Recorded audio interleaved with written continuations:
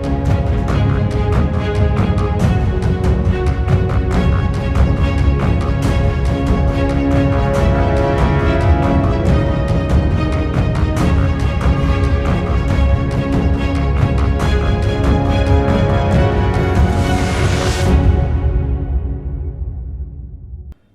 All, कैसे हैं आप लोग। Welcome to tech talk with Shantanu Sen. मैं विशाल अग्रवाल आप सभी का स्वागत करता हूं आज के इस नए एपिसोड में। सबसे पहले आप सभी व्यूअर्स को हमारी पूरी टीम की तरफ से हैप्पी न्यू ईयर 2024। अगले साल आप सभी की सारी मनोकामनाएं पूरी हो और आप लोग स्टॉक मार्केट से बहुत अच्छा मुनाफा कमाएं। अच्छी हेल्थ, वेल्थ, हैप्पीनेस और प्रॉस्पेरिटी से आप सब सरोबार रहें। जिस सांता रैली का हम साल भर इंतजार कर रहे थे वो फाइनली क्रिसमस के महीने में आ गई है। तो चलिए शुरू करते हैं इसी नोट पर बीते हफ्तों की बातों का, जो 26 से 29 दिसंबर तक का था। बाजार में सांता रैली इस पूरे महीने से चल रही है। गत हफ्ते एक स्पीड ब्रेकर आया और शॉर्ट टर्म ट्रेडर्स का कॉन्फिडेंस थोड़ा हिल सा गया था। गत बुधवार को आई एक सेलिंग या प्रॉफिट बुकिंग से ट्रेडर्स के पैर के नीचे से जमीन खिसकने लगी थी। सेलिंग इतनी तगड़ी थी कि सभी न्यूज चैनल और सोशल मीडिया चेक करने लगे, रीजन ढूंढने लगे। कई रूमर्स भी मार्केट में घूम रहे थे। किसी ने बताया कि कोरोना के केसेस बढ़ने से भारत गवर्नमेंट की तरफ से एक आपातकालीन बैठक चल रही है। दूसरी रूमर थी कि लाल सागर में हाउदी टेररिस्ट की तरफ से शिप्स पर हमला हो रहा है, जिसकी वजह से इंपोर्ट एक्सपोर्ट महंगा होगा और कंपनी के प्रॉफिटेबिलिटी में फर्क आएगा। जियो पॉलिटिक्स में ऑलरेडी 2 युद्ध चल रहे हैं और मार्केट्स को इन्हें मुश्किल से बचाने की हिम्मत आई है। ट्रेडर्स को डर है कि इन अटैक से कोई नया एंगल खड़ा न हो जाए। कोई क्रूड के भाव में अचानक से स्पाइक आने से उसी को मेजर रीजन बताने लगा। जितने मुंह उतनी बातें। डीलिंग रूम्स में एक सन्नाटा सा छा गया था। मार्केट के darling stocks, PSU banks, public sector enterprises, Adani stocks, ये सभी 6 से 9% तक धड़ाम से गिर गए थे। अच्छे स्टॉक्स की धुलाई हो रही थी। सभी औंधे मुंह गिर चुके थे। किसी को सर छुपाने की जगह भी नहीं मिल रही थी। यूएस मार्केट्स में भी अच्छी खासी सेलिंग देखने को मिली और वर्ल्ड मार्केट्स में भी सेलिंग का दबाव देखने मिल रहा था। भारत एकमात्र ऐसा देश नहीं था जहां पर प्रॉफिट बुकिंग हो रही थी। इसके अगले दिन बाजार ने उल्टी दिशा पकड़ ली, सीधा उलट पलट। रिलायंस और एचडीएफसी बैंक के नेतृत्व में सभी को चौंका दिया और रैली वन वे तेजी करने लगे। ये इसलिए भी ज्यादा महत्व है क्योंकि फ्रंटलाइन के अलावा मिड कैप और स्मॉल कैप में भी जोरदार तेजी देखने को मिली। वर्ल्ड मार्केट्स में भी बुधवार को सेलिंग हुई, लेकिन इसकी वजह से पूरा सेंटिमेंट जो नेगेटिव था वो अचानक से गुरुवार को पॉजिटिव हो गया। उसके बाद जहां बाजार खुले वही लो बनाकर बाजार ऊपर की तरफ चला गया। गत शुक्रवार को बाजार के मार्केट्स ने पूरे हफ्ते की वॉलेटिलिटी को पचाने का काम किया है। मार्केट्स एक दायरे में ही वॉलेटिलिटी करते हुए नजर आया। 2 दिनों में लोगों के सेंटिमेंट्स चेंज हो गए थे। बुधवार को लोगों को लग रहा था कि ये प्रॉफिट बुकिंग कुछ दिन और तक चल सकती है। अगले ही दिन ट्रेडर्स का मूड बाजार के साथ चेंज हो गया। उनका मानना था कि शायद ये बाजार की जो करेक्शन है वो पूरा हो गया है और अब बाजार नए कीर्तिमान स्थापित करेगा। इस बीते हफ्ते ने मार्केट की सारी कसर को पूरी कर दिया। मार्केट्स ने नए लेवल्स छू लिए। पूरा सेंटिमेंट चेंज हो गया। ये तेजी में मार्केट को टाइम करना बहुत मुश्किल होता है क्योंकि तेजी के मार्केट के करेक्शंस काफी वायलेंट होते हैं। मार्केट में ज्यादातर पार्टिसिपेंट्स की पोजीशन मार्केट के साथ साथ बढ़ती जाती है, तो मार्केट में थोड़ा भी करेक्शन या झटका आने से इन लोगों को काफी दिक्कतों का सामना करना पड़ता है। हमने गत वीडियो में बताया था कि मार्केट में कुछ करेक्शन आने पर ही फ्रेश बाइंग करनी चाहिए क्योंकि मार्केट काफी ओवरहीटेड हो गया है। अब 2023 खत्म हो गया है। इस वर्ष में एफआईआईज ने नेट सेलिंग ही की है। आखिर में दिसंबर में आकर उन्होंने एक तगड़ी बाइंग कर सबको चौंका दिया है। अगले साल में एफआईआईज का रुख जियोपॉलिटिकल सिचुएशन और भारत के इंटरनल पॉलिटिक्स पर खासा फोकस रहने वाला है, जहां पर मई महीने के इलेक्शंस एक मेजर रोल प्ले करेंगे। एक स्टेबल गवर्नमेंट आने से ग्रोथ की इंजन को और ईंधन मिलता है इकोनॉमी की रफ्तार और तेज हो सकती है। तो चलिए कुछ खबरों की बातें कर लेते हैं। आइडिया वोडाफोन का शेयर एक ही दिन में 22% की छलांग लगाकर बंद हुआ है। यह शेयर ज्यादातर रूमर बेस्ड मूवमेंट्स देने के लिए माहिर है। एक टाइम था जब इसके दोनों ही प्रमोटर्स ने गवर्नमेंट को यह कंपनी देने की बात कह दी थी और दोनों ही प्रमोटर्स ने कहा था कि उन्होंने इस कंपनी को अपनी बुक्स में से राइट ऑफ कर दिया है। फिर गवर्नमेंट ने अपना पूरा एजीआर ड्यूज को इक्विटी में कन्वर्ट कर दिया था और आज की तारीख में कंपनी की सबसे बड़ी पार्टनर भी गवर्नमेंट है 33% स्टेक के साथ। अब रूमर्स के हिसाब से एलोन मस्क की कंपनी स्टारलिंक को भारत गवर्नमेंट की तरफ से हरी झंडी मिल सकती है भारत में ब्रॉडबैंड कनेक्टिविटी और सैटेलाइट के जरिए मोबाइल टेलीफोनी देने के लिए। स्टारलिंक के साथ साथ एक और विदेशी कंपनी का नाम भी जोड़ा जा रहा है जो है अमेजॉन। अमेजॉन भी इसी तरह की सर्विस देने के लिए ट्राई कर रही है। एलोन मस्क भारत में वाइब्रेंट गुजरात के लिए आने वाले हैं। हो सकता है उस समय फिर से ये रूमर और तेज हो जाए। Mazagon dock ship builders company ने मिनिस्ट्री ऑफ डिफेंस के साथ 1615 करोड़ के कॉन्ट्रैक्ट को साइन किया है जिसमें नेवल कोस्ट गार्ड के लिए 6th जनरेशन वेसल बनाने का कॉन्ट्रैक्ट किया गया है। इसके बाद शेयरों में एक अच्छा उछाल देखने को मिला। कोचिन शिपयार्ड ने भी डिफेंस मिनिस्ट्री के साथ एक कॉन्ट्रैक्ट के जरिए 488.25 करोड़ का एग्रीमेंट किया है जिसमें कंपनी को एक ऑर्डर मिला है जो नेवल वेसल्स पर सिस्टम्स के रिपेयर और इक्विपमेंट मेंटेनेंस के लिए दिया गया है। बॉम्बे स्टॉक एक्सचेंज बीएसई को प्रमोद अग्रवाल को चेयरमैन के पद पर 17 जनवरी 2024 से काम करने की अनुमति सेबी द्वारा दी गई है। एसएस मुंद्रा जिनके कार्यकाल 16 जनवरी 2024 को खत्म हो रहा है उनके बाद प्रमोद अग्रवाल नए चेयरमैन बनेंगे।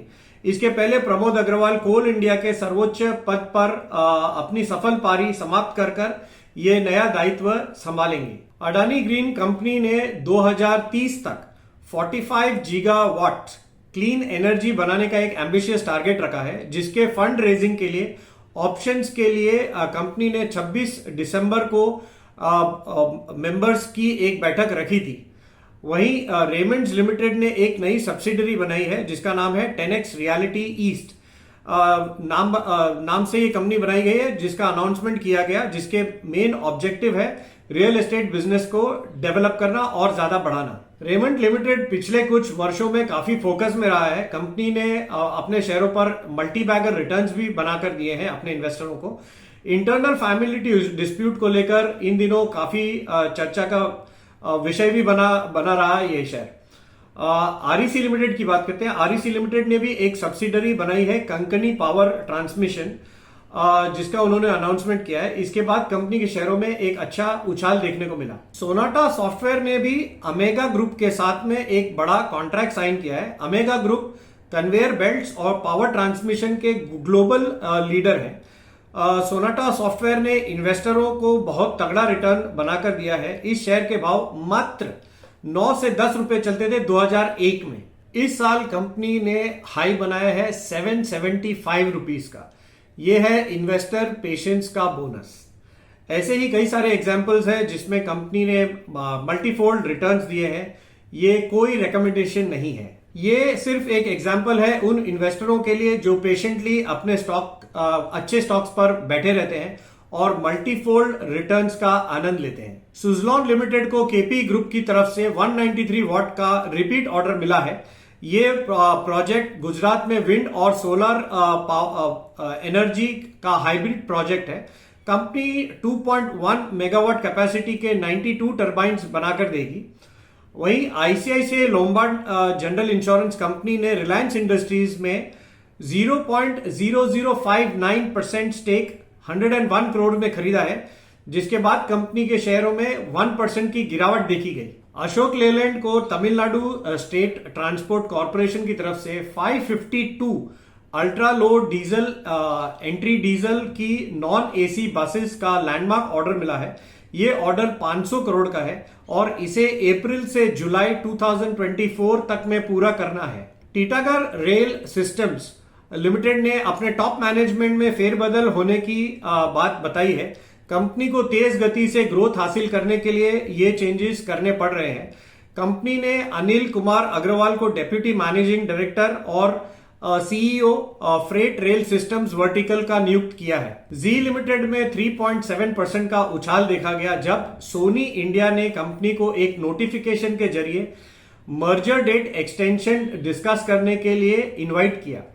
वहीं भारती एयरटेल को ऑफिस ऑफ प्रिंसिपल कमिश्नर के ऑफिस से एक नोटिस सर्व हुआ है जिसमें कंपनी पर 15.58 लाख की पेनल्टी लगाई गई है। नोटिस में बताया गया कि भारतीय एयरटेल पर 3 वर्षों में टैक्स इनपुट क्रेडिट में गड़बड़ी होने की वजह से यह जुर्माना लगाया गया है। चलिए अब कुछ एफआईआईज की बात कर लेते हैं। एफआईआईज ने अगस्त से अक्टूबर महीने तक करीब 76,368 करोड़ की तगड़ी सेलिंग की है। इसके बाद नवंबर महीने में इनकी टोटल बाइंग 5,795 करोड़ रही थी। दिसंबर में एफआईआईज ने टोटल 31,959 करोड़ की टोटल बाइंग की है। करीब 8,649 करोड़ की बाइंग तो सिर्फ पिछले हफ्ते ही की गई है। अब कुछ आईपीओ की बात कर लेते हैं। मोती सन्स का आईपीओ ने 159.61 टाइम्स ओवर सब्सक्राइब होकर बंद हुआ था। इशू साइज करीब 151 करोड़ का था। इसकी लिस्टिंग 26 दिसंबर को 109 रुपए पर हुई जो कि 98% प्रीमियम के साथ हुई है। 55 रुपए के आईपीओ प्राइस के सामने अभी भी इसका भाव 98 पर चल रहा है। वहीं सूरज एस्टेट्स का आईपीओ 15.65 टाइम्स ओवर सब्सक्राइब होकर बंद हुआ था। इसकी लिस्टिंग भी 26 दिसंबर मंगलवार को 5.5% डिस्काउंट के साथ लिस्ट हुई है। 360 रुपए के आईपीओ प्राइस के सामने 340 रुपए पर लिस्ट हुआ। इसका भाव अभी भी 330 रुपए पर चल रहा है। मुथूट माइक्रो फाइनेंस की बात करते हैं जिसका आईपीओ 11.52 टाइम्स ओवर सब्सक्राइब होकर बंद हुआ था। इसकी लिस्टिंग भी मंगलवार को 275 रुपया 30 पैसे पर लिस्ट हुआ। जिसका आईपीओ प्राइस था 291 रुपए का। क्रेडो ब्रांड्स का आईपीओ 51.85 टाइम्स ओवर सब्सक्राइब होकर बंद हुआ था। रिटेल इन्वेस्टर्स कोटा में ये करीब 122 टाइम्स ओवर सब्सक्राइब हुआ था। इसकी लिस्टिंग 27 दिसंबर को 0.7% प्रीमियम के साथ 282 पर हुई। इसका आईपीओ प्राइस था 280 का। आरबीजेड ज्वेलर्स का आईपीओ 16.86 टाइम्स ओवर सब्सक्राइब होकर बंद हुआ था। इसकी लिस्टिंग भी 27 दिसंबर बुधवार को 100 रुपए पर हुई। इसका आईपीओ प्राइस भी 100 रुपया ही था, यानी कोई डिफरेंस नहीं है। हैप्पी फोर्जिंग्स का आईपीओ 82.04 टाइम्स ओवर सब्सक्राइब होकर बंद हुआ था। इसकी लिस्टिंग भी 27 तारीख को हुई 18% प्रीमियम के साथ, जो कि 1,000 रुपए पर लिस्ट हुआ। इसका आईपीओ प्राइस था 850 का। आजाद इंजीनियरिंग का आईपीओ 80.65 टाइम्स ओवर सब्सक्राइब होकर बंद हुआ था। इस आईपीओ में सचिन तेंदुलकर सहित साइना नेहवाल, पीवी सिंधु भी इसके शेयर होल्डर की लिस्ट में है। वीवीएस लक्ष्मण, क्रिकेटर प्रणवी चंद्रा, चम्मा मिलिंद, बॉक्सर निखत जरीन के अलावा N Srinivas Rao ex ICC chairman भी इस कंपनी के शेयर होल्डर लिस्ट में है। इस शेयर की लिस्टिंग 28 तारीख गुरुवार को हुई, जो कि 37% प्रीमियम के साथ 720 रुपए पर लिस्टिंग हुई। इसका आईपीओ प्राइस 524 रुपए का था। कंपनी की प्रेजेंस एरोस्पेस, एनर्जी, डिफेंस, जो कि 790 के सामने 1400 रुपए पर एक अच्छी तगड़ी प्रीमियम के साथ लिस्ट हुआ था। इंडिया शेल्टर फाइनेंस का शेयर की भी अच्छी लिस्टिंग हुई थी, जो कि 493 के आईपीओ प्राइस के सामने ये 620 पर लिस्ट हुआ था। 25% प्रीमियम पर लिस्ट होने के बाद ये शेयर करीब 545 के आसपास बंद हुआ था, जो फिर भी आईपीओ प्राइस के सामने 10% का प्रीमियम था। डॉम्स का आईपीओ 93.52 टाइम्स और इंडिया शेल्टर होम फाइनेंस का शेयर 36.71% ओवर सब्सक्राइब होकर बंद हुए थे। आइनॉक्स इंडिया की लिस्टिंग स्टॉक मार्केट पर हुई। 660 रुपए के आईपीओ प्राइस के सामने ये शेयर 949.65 पर यानी 43.88% के गेन्स के साथ लिस्ट हुआ। इनोवा कैपिटल, इसका आईपीओ 29 तारीख को स्टॉक मार्केट पर लिस्ट हुआ। आईपीओ प्राइस 448 का था। 17 टाइम्स ओवर सब्सक्राइब होकर बंद हुआ था। 452 रुपीज पर एक म्यूटेड लिस्टिंग होने के बाद यह शेयर करीब 20% के सर्किट पर ऊपर जाकर लग गया। इसका भाव 542 पर बंद हुआ है। कंपनी कॉन्ट्रैक्ट डेवलपमेंट मैन्युफैक्चरिंग करती है फार्मा कंपनीज के लिए। इशू साइज था 570 करोड़ का, जिसमें से 320 करोड़ का फ्रेश इशू था और 250 करोड़ का करीब ओएफएस था। डिलीवरी लिमिटेड के शेयर में इस हफ्ते 5% का उछाल आया। कंपनी भिवंडी महाराष्ट्र में लार्जेस्ट ट्रकिंग टर्मिनल बना रहा है। वहीं टार्सन प्रोडक्ट्स का शेयर करीब 14% उछल गया। कंपनी जर्मन मेडिकल डिस्ट्रीब्यूटर नर्बे को 10 से 15 मिलियन यूरो में खरीद रहा है। वीनस रेमेडीज के शेयर में भी करीब 7% की तेजी देखी गई। कंपनी को कोलंबिया में साइट्राबिन और इजराइल में डोसेटेक्साल के 3 वेरिएंट्स के मार्केटिंग को अप्रूवल मिल गई है। थेजो इंजीनियरिंग के शेयर में भी करीब 2.5% गेन्स के साथ बंद हुए हैं। कंपनी ने Bridgestone mining solution private limited को में 10% हिस्सा खरीद लिया है। एजीएस ट्रांजैक्ट टेक्नोलॉजीज का शेयर करीब 6% पॉजिटिव होकर बंद हुआ है। कंपनी की सब्सिडरी नोवस टेक्नोलॉजीज प्राइवेट लिमिटेड ने इक्विटेक एशिया पैसिफिक प्राइवेट लिमिटेड को उनके फंड रेजिंग और M&A के लिए नियुक्त कर दिया है। अब कुछ निफ्टी की बात कर लेते हैं। निफ्टी 382 अंक बढ़कर 21,731 पर आ गया। वहीं बैंक निफ्टी भी 48,292 पर 800 अंक की बढ़त के साथ बंद हुआ है। सेंसेक्स भी 72,240 पर 1133 अंक बढ़कर बंद हुआ है। अब कुछ बढ़ने वाले इंडेक्स की बात कर लेते हैं। Nifty auto 4.72%, Nifty metal 4.25%, Nifty FMCG 3.42%, Nifty pharma 2.67% तक बढ़कर हरे निशान में बंद हुए हैं। अब कुछ घटने वाले इंडेक्स की बात कर लेते हैं, जिसमें सिर्फ एक ही इंडेक्स है, वो है आईटी इंडेक्स।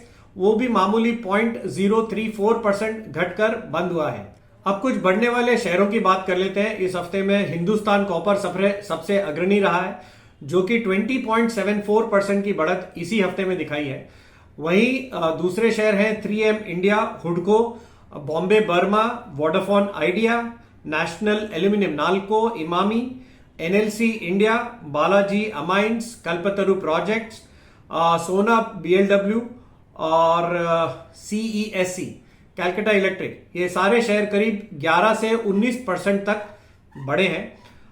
वहीं घटने वाले शेयरों की कुछ बात कर लेते हैं, जिसमें होम फर्स्ट फाइनेंस सबसे अग्रणी है, जो कि 6.5% घटा है। कजरिया सिरेमिक्स भी करीब 6.25% घटा है। Kaynes technologies, data patterns, BSE, Sobha, Cyient, Usha Martin, GR infra, GE shipping, Zomato, ये सारे शेयर करीब 3 से 5% तक घटे हैं। अब अगले हफ्ते की बात कर लेते हैं, जो 1 से 5 जनवरी तक का है। नए साल की शुरुआत है। मार्केट्स में दिसंबर के महीने में एक अफलातून चाल देखने को मिली। उठापटक भी जबरदस्त रही इस ईयर एंडिंग में और गजब की चाल भी दिखा रहा है ये मार्केट। ये ट्रंकेटेड हफ्ता रहा, जिसमें 25 दिसंबर को क्रिसमस के अवसर पर मार्केट में हॉलिडे थी, लेकिन इस सप्ताह बाजार ने गत सप्ताह की पूरी मंदी को उल्टा कर दिया है। शुक्रवार को बाजार में ने 2023 को अलविदा कर दिया। कोई बहुत अच्छी ओपनिंग नहीं हुई थी मार्केट में। मार्केट फ्लैट ही ओपन हुए थे। मार्केट की सॉफ्ट ओपनिंग हुई थी 21,735 पर, 21,770 का हाई बनाया, 21,676 का लो और क्लोजिंग आई है 21,731 की। 47 अंकों के घाटे के साथ ये बाजार बंद हुआ था शुक्रवार को। बैंक निफ्टी भी 216 अंकों के नुकसान के साथ 48,292 पर, सेंसेक्स 72,240 पर 170 अंक गंवाने के बाद बंद हुए हैं। ये लेवल्स 2023 के क्लोजिंग लेवल्स हैं, काफी अहम लेवल्स हैं और काफी मायने रखते हैं। टाटा कंज्यूमर के शेयर में भी 4.61% की तेजी आई। कंपनी ने टाटा कॉफी के मर्जर की डेट अब क्लोज आई है, 15 जनवरी की रिकॉर्ड डेट है। टाटा मोटर्स भी 3.38% बढ़ गया। ये शेयर इस साल का सबसे बढ़ने वाला हाईएस्ट गेनर है निफ्टी में। 101% रिटर्न्स दिया है इस स्टॉक ने 2023 में। बीपीसीएल का शेयर भी 3.18% तक घट गया। रूमर्स है कि सरकार पेट्रोल और डीजल पर के भाव में करीब 8 से 10 रुपए की कटौती कर सकती है। इसी वजह से ऑयल मार्केटिंग कंपनीज के शेयर नरम ट्रेड कर रहे थे शुक्रवार के सेशन में। ऑयल एंड गैस यानी ऑयल इंडिया एंड ओएनजीसी, इनमें भी प्रॉफिट बुकिंग देखने को मिली। इंटरनेशनल मार्केट्स में क्रूड के भाव में कमी होने से इनके भाव में कमी आई। 2023 में मार्केट ने जबरदस्त रिटर्न्स तो कमा के दिया ही है। निफ्टी ने 20.35% उछाल के साथ एक बहुत बढ़िया रिटर्न दिया है। वहीं बैंक निफ्टी ने भी 12.34% ऊपर बंद दिया है। लेकिन जो सबसे ज्यादा इन्वेस्टर को पैसा जिसने बनाकर दिया है वो इंडेक्स है निफ्टी सिलेक्ट मिड कैप, जो 44.79% बढ़ा है, और निफ्टी स्मॉल कैप 250 इंडेक्स 48.10% बढ़ गया है इस एक साल में। यानी कि करीब करीब 50% इंडेक्स पर आपको रिटर्न्स आया है। स्टॉक स्पेसिफिक तो मल्टीफोल्ड रिटर्न्स है इस सेक्टर में। Reality, auto, PSU banks, pharma, energy stocks, इन सेक्टरों की कंपनियों ने बहुत अच्छा मुनाफा कमा कर दिया है इन्वेस्टर्स को। 2023 में निफ्टी 50 के 48 शेयरों में तेजी आई और करीब 60 नए आईपीओज ने मार्केट में कदम रखा है इस एक साल में।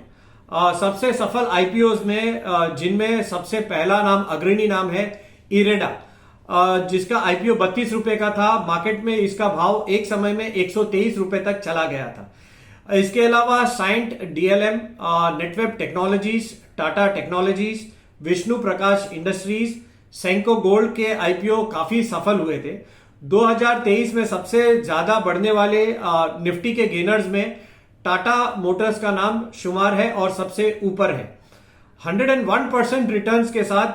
फिर बजाज ऑटो 87.97%, एनटीपीसी 86.93%, एलएनटी 69.05%, कोल इंडिया 67.07%, हीरो मोटोकॉर्प 51.14% तक बढ़कर इन्वेस्टर्स की वेल्थ को बहुत अच्छे से बढ़ाया है। वहीं निफ्टी के सिर्फ 2 स्टॉक्स नेगेटिव में रहे जिन्होंने नेगेटिव रिटर्न दिया है 2023 के साल में। अडानी एंटरप्राइज 26.16% और यूपीएल ने 18% गिरकर इस साल में डाउनवर्ड्स लिस्ट में अपना नाम बनाया है। सबसे ज्यादा दौड़ लगाने वाले मिड कैप 500 के शेयर्स में सबसे पहला नाम है बॉम्बे स्टॉक एक्सचेंज, बीएसई, जो कि इस एक साल में 3 गुना बढ़ गया है। 307.63% के रिटर्न्स के धमाकेदार रिटर्न्स दिए हैं। जिंदल 100 करीब 300% यानी 297.92% स्पेसिफिकली। सुजलॉन ने भी 260%, आरईसी लिमिटेड 255%, केन्स लिमिटेड करीब 248%, पीएफसी करीब 239%, बढ़कर इन्वेस्टर्स की वेल्थ में माला माल बना दिया है। मिड कैप के नेगेटिव रिटर्न्स देने वालों में ज्यादा करके अडानी ग्रुप के शेयर्स हैं। अडानी टोटल गैस 73% घट गया। एनएमडीसी स्टील करीब 60% घटा है। एनएमडीसी सोल्यूशन भी करीब 60% घटा है। राजेश एक्सपोर्ट्स करीब 50% तक घट गया है। अडानी विल्मर 42.54% और पॉलीप्लेक्स इंडिया 34% घट गए हैं इस एक साल में। अब आगे क्या होगा? मार्केट्स बहुत तेजी से चल गया है शॉर्ट समय में। हो सकता है कि ये मार्केट इस लेवल के आसपास कहीं थोड़ा सुस्ता ले, थोड़ा साइडवेज हो जाए। 2023 की सबसे बड़ी तेजी तो आखिर के दिसंबर के महीने में हुई है, जहां पर निफ्टी ने एक पार्टी बनाई है और निफ्टी और बैंक निफ्टी ने करीब 8.5 से 9% के रिटर्न्स सिर्फ एक महीने में दिए हैं। अब मार्केट्स इन लेवल के आसपास कंसोलिडेट हो जाए तो भी सही है, मार्केट के लिए अब नेक्स्ट ट्रिगर होगा रिजल्ट सीजन, जो जनवरी से शुरू होगा। इन लेवल्स पर अब इंडिया विक्स पर खास ध्यान दिया जा रहा है। जनरली देखा गया है कि जनवरी महीने में विक्स बढ़ जाते हैं। ऐसा होने पर ऑप्शंस प्रीमियम में स्पाइक आना स्वाभाविक है। महंगे विक्स और अगर ऊपर से दबाव आता है तो ये कॉम्बिनेशंस मार्केट के लिए अच्छा नहीं समझा जाता है। निफ्टी पर अच्छा सपोर्ट अब 21,300 के आसपास माना जा रहा है। 21,600 पर भी है, लेकिन 21,300 का एक बड़ा सपोर्ट माना जा रहा है। अगले हफ्ते भारत, अमेरिका, इन दोनों देशों के दिसंबर मैन्युफैक्चरिंग डेटा, सर्विसेज पीएमआई के आंकड़े भी रिलीज होंगे, जिस पर ट्रेडर्स की खास नजर रहने वाली है। अगले हफ्ते ही अमेरिका के एफओएमसी की पिछली बैठक के मिनट्स भी जारी होने वाले हैं, लेकिन काफी सारे वर्ल्ड मार्केट्स बंद रहेंगे। 1 जनवरी को US, UK, Europe, Japan, Hong Kong, China, south Korea, ये सारे मार्केट्स बंद रहेंगे, लेकिन हमारे मार्केट्स में कामकाज नॉर्मल तरीके से चलेगा। 2 और 3 जनवरी को भी जापान और साउथ कोरिया के मार्केट्स बंद रहेंगे। तो हमारे मार्केट्स के लिए अब अपने बलबूते ही चलना होगा। सबसे बड़ा ट्रिगर्स होगा अर्निंग्स का।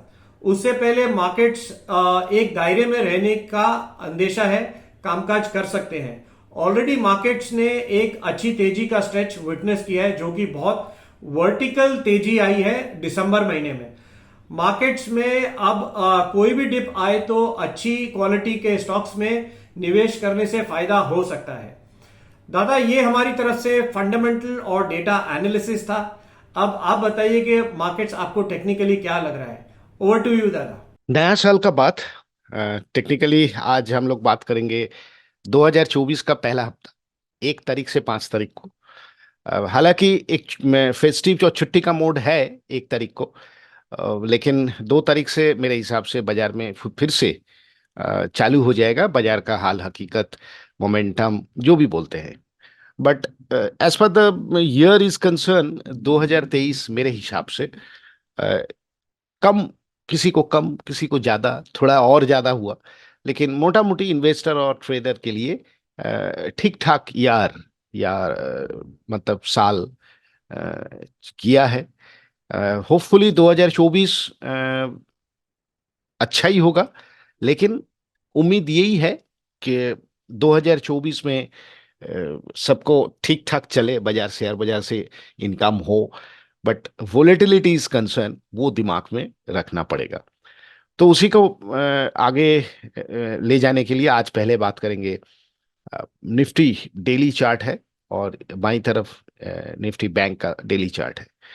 हालांकि ईयर खत्म हो चुका है, मंथ खत्म हो चुका है, वीक खत्म हो चुका है और डे भी खत्म हो चुका है। नया साल जाने के पहले अगर प्राइस एक्शन देखा जाए तो पहले अगर हम मंथली से शुरू करें तो हिसाब से देखा जाए मंथली बहुत ही बढ़िया क्लोजिंग हुआ, breakout closing. Price momentum is concern, no problem as such. Chart का प्राइस एक्शन यही बता रहा है। वीकली भी जिस हिसाब से क्लोजिंग आया है, मेरे हिसाब से बहुत ही अच्छा क्लोजिंग केस देख सकते हैं हम लोग, ये अच्छा क्लोजिंग है।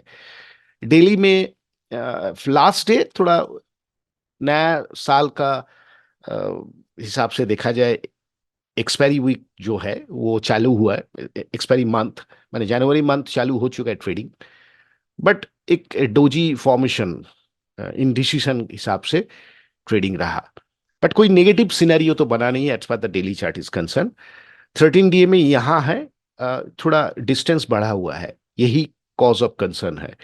और हायर एंड में एक आरएसआई का डाइवर्जेंस क्रिएट हो चुका है। दैट डजंट मीन्स कि डाइवर्जेंस का मतलब थोड़ा कॉसेस आप ले सकते हैं, कोई अभी तक ट्रेंड चेंज तो सिनेरियो बना नहीं है, तो ज्यादा यहाँ पर कुछ सोचना नहीं है। दैट्स वाई मैंने यहाँ पर ज्यादा और कुछ ड्रॉ नहीं किया हूं। Positive trend, cause of concern एक ही है कि डाइवर्जेंस क्रिएट हुआ है, हायर एंड में हम लोग है, ओवरबॉट जोन में हम लोग है। That's it. Any reaction retracement, बाजार फिर से एक सपोर्ट ढूंढने का कोशिश करेंगे, कर सकता है। तो दैट्स वाई 21,200, 21,300 ये सब जगह मेरे हिसाब से काफी स्ट्रॉन्ग सपोर्ट एरिया हो सकता है Nifty spot. Bank Nifty, Nifty के जैसे ही अगर देखा जाए तो मंथली फैंटास्टिक क्लोजिंग, वीकली के हिसाब से देखा जाए वो भी अच्छा क्लोजिंग हुआ है। डेली तो आप लोग देख ही रहे हैं, एक पॉज है, मोमेंटम क्रिएट नहीं हुआ है। बट जब तक 13 डीएमए के ऊपर है, intermediate and short term trend के हिसाब से कोई नेगेटिव सोचना नहीं चाहिए। जैसा कि निफ्टी का चार्ट के अंदर डाइवर्जेंस है, ओवरबॉट जोन है, यहां पर भी वही सिचुएशन क्रिएट हुआ है आरएसआई के पास। तो उसी के लिए थोड़ा कॉशस अप्रोच बाजार के अंदर लेना चाहिए। बट जब तक ट्रेंड नहीं चेंज होता है तब तक नेगेटिव सोच करना भी नहीं चाहिए। तो ये था निफ्टी और बैंक निफ्टी का technical weight of evidence. Slide में हम लोग देखेंगे निफ्टी का सपोर्ट और रेजिस्टेंस कहाँ कहाँ है और बैंक निफ्टी का सपोर्ट रेजिस्टेंस कहाँ कहाँ है। तो चलिए आप लोग का अभी हम लोग का नेक्स्ट सेगमेंट में चलते हैं।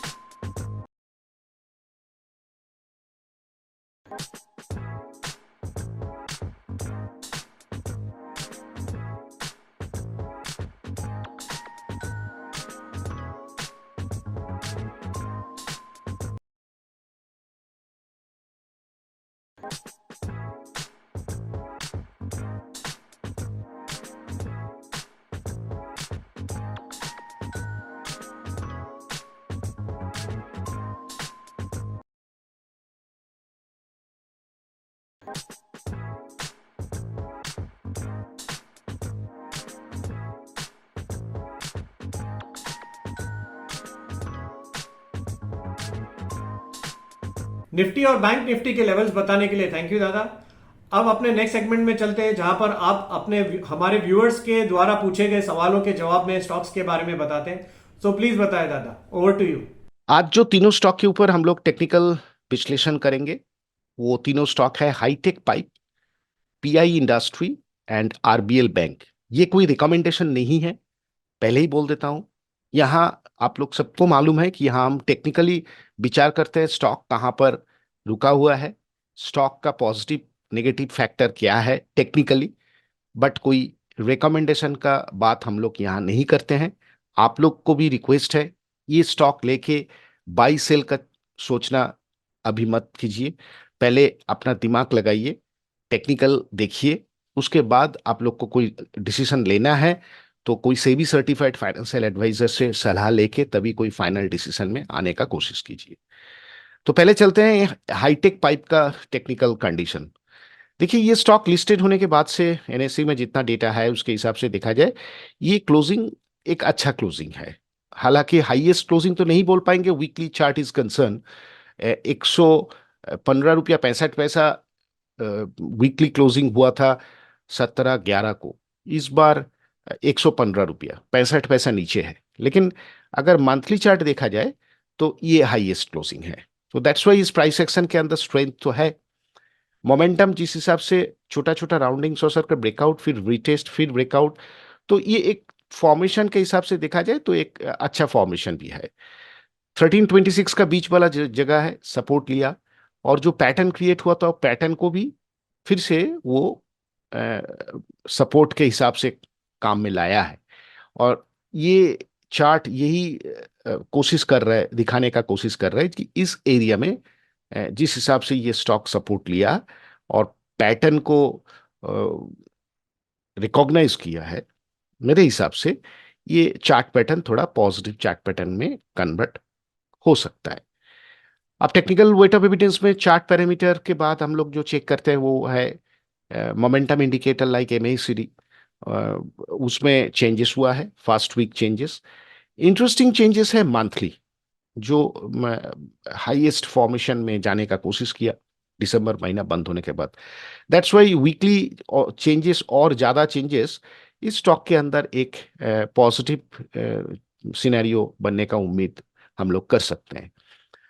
टेक्निकल वेट ऑफ एविडेंस के स्टोकैस्टिक्स एकदम मोमेंटम इंडिकेटर दिखा रहा है, मोमेंटम चेंज होने का जगह में है, और आरएसआई भी पॉजिटिव जोन में वीकली है। तो दैट्स वाई ये तीनों वेट ऑफ एविडेंस और पॉजिटिव थिंकिंग प्राइस एक्शन के अंदर हुआ है। वॉल्यूम डेवलपमेंट हुआ है, हालांकि जिस हिसाब से प्राइस एक्शन नीचे आया था उसी हिसाब से वॉल्यूम ज़्यादा नहीं हुआ था। उसके बाद जब प्राइस ऊपर की तरफ जाने का कोशिश किया, उसमें वॉल्यूम थोड़ा क्रिएट हुआ। तो दैट्स वाई इस स्टॉक को मैं नेक्स्ट 3 सप्ताह से लेके 3 महीना तक रेडार लिस्ट में डालूंगा, और स्टॉक का बिहेवियर डेली का डेली चेक करते रहूंगा। Next stock PI industry. हालांकि ये स्टॉक फ्यूचर ऑप्शंस में लिस्टेड है after a big fall. Chemical fertiliser section में जो बहुत सारा स्टॉक के अंदर जो सबड्यू बना हुआ है, इसके अंदर भी बना हुआ, तो उसके बाद एक फॉल आया। फॉल के बाद ये लास्ट 2 हफ्ते में ये फॉल को अरेस्ट किया। यहाँ पर सपोर्ट एरिया था, उस सपोर्ट से उभरने की कोशिश कर रहा है, बट 1326 का जो सिनेरियो है उसे नीचे है, ये एक नेगेटिव सिनेरियो है। तो दैट्स वाई ये स्टॉक के अंदर प्राइस एक्शन कैसे चेंजेस होता है, क्रॉस डाउन हुआ नहीं, स्लाइटली यही पॉजिटिव है कि अगर डाउन हो जाएगा, क्रॉस डाउन माने 1326 का क्रॉस ओवर जैसे होता है, क्रॉस डाउन भी तो होता है, तो वो डाउन अभी तक हुआ नहीं। दैट्स वाई ये स्टॉक को मैंने next week onward watch list में रखूंगा। वीकली चार्ट एमएसीडी का स्लोप नेगेटिव है, तो ये पॉजिटिव सिनेरियो नहीं है। जिस हिसाब से कैंडल फॉर्मेशन हुआ है और लगातार 2 हफ्ते से पुल बैक कोशिश कर रहा है, देखना ये चाहिए कि ये पुल बैक ऊपर की तरफ सस्टेन होता है कि नहीं होता है। मंथली क्लोजिंग तो हो चुका है, तो मंथली इंटरेस्टिंग जगह में है। हर बार 1326 का जो एरिया है सपोर्ट लेके प्राइस एक्शन थोड़ा मोमेंटम कोशिश करता है ऊपर की तरफ, इस बार भी वही जगह में सपोर्ट है। तो इंटरेस्टिंगली काफी अच्छा सपोर्ट एरिया में है, और हालांकि स्टॉक फ्यूचर ऑप्शन से लिस्टेड है, दैट्स वाई डेली चार्ट भी आप लोग फॉलो कर सकते हैं। एक पुल बैक के हिसाब से डेली चार्ट चल रहा है, बट नेगेटिव सिनेरियो है इस चार्ट के अंदर, ये तो हम लोग देख ही रहे हैं। तो नेक्स्ट वीक ऑनवर्ड इस स्टॉक को भी वॉच लिस्ट में रखिए, प्राइस बिहेवियर क्या होता है ये भी देखिए। Final stock RBL bank. Interesting chart, week, this is weekly chart. ये जो सिनेरियो बना था उसके बहुत 2021 का शुरू शुरू में ये बना था, उसके बाद 2022-23 वो जगह में फिर ऊपर की तरफ गया, फिर रिटेस्ट हुआ 1326 में, अभी भी सपोर्ट एरिया है। मंथली क्लोजिंग इज कंसर्न, अच्छा क्लोजिंग है। ये प्राइस एक्शन यही दिखा रहा है, सजेशन यही है। डेली चार्ट के अंदर भी एक सपोर्ट एरिया, उसके बाद एक पुल बैक है। इंटरेस्टिंग डेवलपमेंट और क्या क्या चीज में वीकली में हुआ है, वो एमएसीडी का स्लोप कंटिन्यूएशन है। स्टोकेस्टिक्स थोड़ा ओवरबॉट जोन से मोमेंटम रुका हुआ है। आरएसआई 60 के आसपास में सपोर्ट लेके अभी 60-65 का जोन पे ट्रेडिंग बैंड जिसको बोलते हैं हम लोग, उसमें पॉजिटिव बैंड में ही है।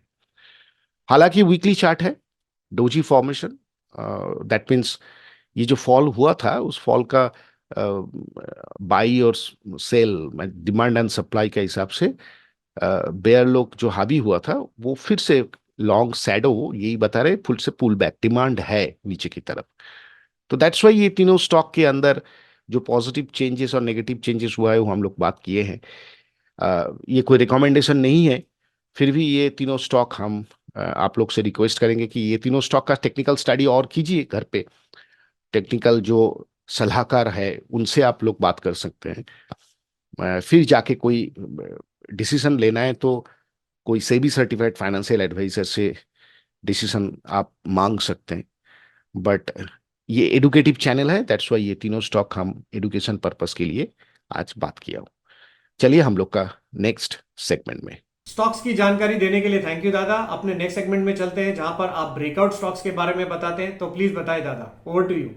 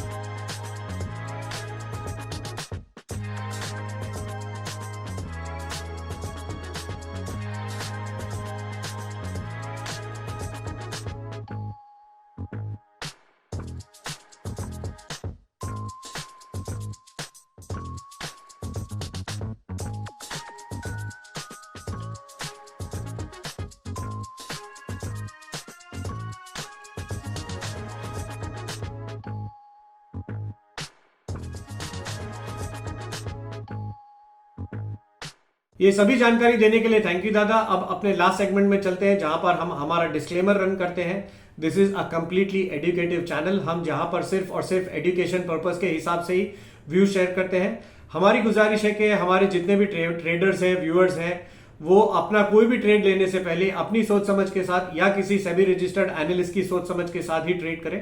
We will not be responsible for anything. Wish you a very happy 2024 once again. Have a great time. Happy investing. Bye.